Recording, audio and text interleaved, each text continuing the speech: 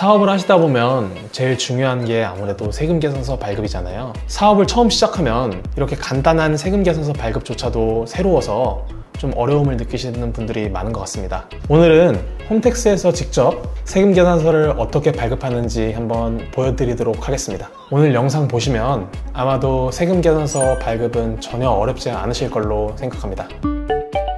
아무래도 홈택스 관련된 이런 민원 처리를 하려면 공인인증서가 꼭 필요해서요. 오늘은 공인인증서부터 발급하는 것을 좀 보여드리도록 하겠습니다. 공인인증서는 은행마다 인증센터에서 발급을 받으시면 되고, 저는 사업과 관련된 건 국민은행에서 주로 하고 있어서 그래서 국민은행에서 발급받는 것을 보여드리겠습니다. 사업자의 경우에는 개인 기업으로 되어 있는데요. 꼭 법인만 기업이 아니라 사업자는 기업으로 하셔서 범용 공인인증서 11만원짜리, 4,400원짜리 이렇게 있는데, 전자세금계산서만 발급하실 거면 4,400원짜리 하시거나 다른 거 하시려면 4,400원 또 다른 걸로 하실 수 있는데, 저는 좀 귀찮아서 범용 공인인증서로 해가지고 이걸로 모든 거래를 하고 있습니다. 필요에 따라서 또는 사정에 따라서 이 셋 중에 선택하시면 될 것 같습니다. 먼저 국세청 홈택스 메인 화면에 가시면 로그인을 먼저 해보면 이렇게 공인인증서 화면이 나오는데요. 정하신 비밀번호를 치셔서 로그인을 하시면 됩니다. 그래서 여기서 전자세금계산서, 현금영수증, 신용카드 이 탭을 드래그를 해보시면 발급과 조회, 그리고 현금영수증이나 가맹점 매출 조회 이런 것들이 나와 있는데, 전자세금계산서 발급은 건별 발급으로 들어가시면 됩니다. 여기 다른 것들도 많은데 이거는 추후에 기회가 되면 같이 다뤄보도록 하겠습니다. 먼저 전자세금계산서 건별 발급에 들어가시면 이 화면이 보이는데요.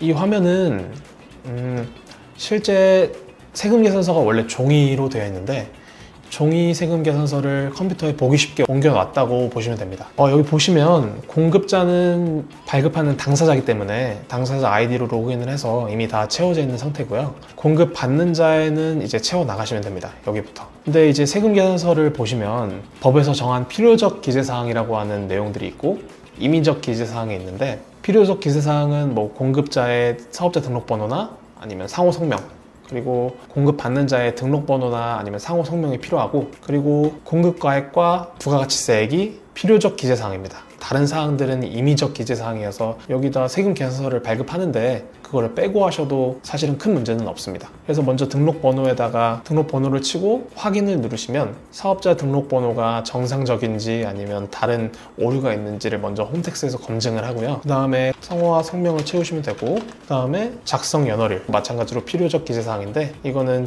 오늘의 날짜로 하겠습니다. 그렇게 하고 용역을 공급한 일자가 나오는데 마음대로 하시면 되는데, 사실 세금계산서 발급 시기를 놓치면 가산세와 같은 문제가 있기 때문에 이 부분은 애매하면은 작성일 당일로 하시면 되고, 그 다음에 품목은 아까 말씀드린 대로 임의적 기재사항이기 때문에 다르게 들어가도 됩니다. 그 다음에 공급 가액일 100만원이라고 하고 부가가치세액을 입력하면 필요적 기재사항은 전부 다 입력한 것이 됩니다. 그런데 세금계산서가 조금 더 정확하고 거래처다 보니까 조금 더 신경 써서 발급을 하고 싶으시면 임의적 기재사항인 사업장이나 업태, 이메일 이런 걸 채우면 되는데요. 근데 제가 추천하기로는 이걸 발급하고 나서 발급이 되었는지 하는 번거로운 과정이 있기 때문에 이메일을 여기다 기입을 해 놓으시면 자동으로 국세청에서 메일이 가거든요. 그래서 이메일 정도는 꼭 작성을 해주시면 업무를 처리하는데 귀찮은 문제나 이런 게 없어서 좀 좋을 것 같습니다.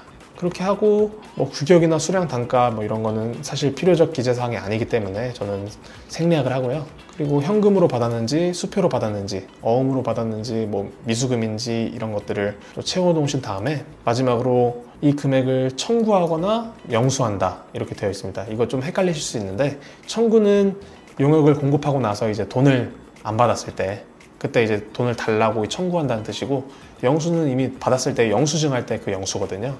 그래서 영수를 체크하시면 이미 돈을 받았을 때라고 생각하시면 됩니다. 근데 사실 그렇게 큰 의미는 없는 것으로 보이기는 합니다. 그리고 이렇게 발급하기를 누르시면 전자세금계산서 발급하시겠습니까? 이렇게 뜨면은 확인 이렇게 누르면 다시 한번 인증서를 입력하는 란이 나오고, 여기서 방금 전에 발급받으신 세금계산서용 인증서로 비밀번호를 치시면 세금계산서가 정상적으로 발급이 되게 됩니다.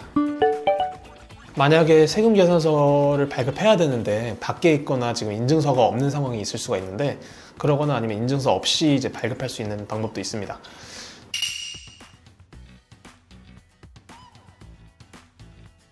국세청에서 사업자 등록을 하시면 이제 보안카드를 발급받으라고 하는데요. 근데 이걸로 또 세금계산서를 발급할 수 있습니다.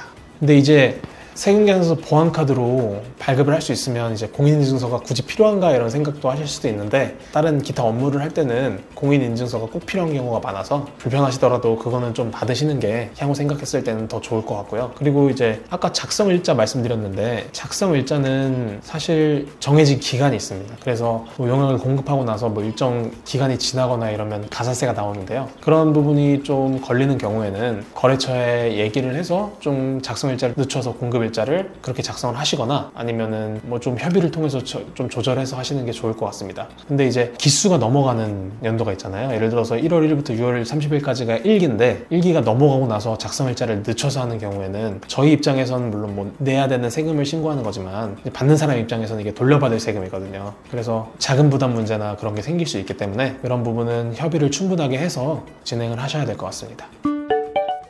오늘은 홈택스에서 세금계산서 어떻게 발급하는지 한번 같이 해보면서 알려드렸는데요. 다른 방향으로 해서 이렇게 진행하는 게 사실 처음이어서 조금 어색하긴 한데, 앞으로도 이렇게 직접 알려드릴 수 있는 게 있으면 같이 화면을 보면서 알려드리는 것도 좀 시도해 보도록 하겠습니다. 그리고 세무사 없이 혼자서 신고를 하거나 이런 게 궁금하신 내용이 있으면 좀 댓글로 남겨주시고요. 영상이 도움이 되셨다면 구독과 좋아요 한 번씩 부탁드립니다.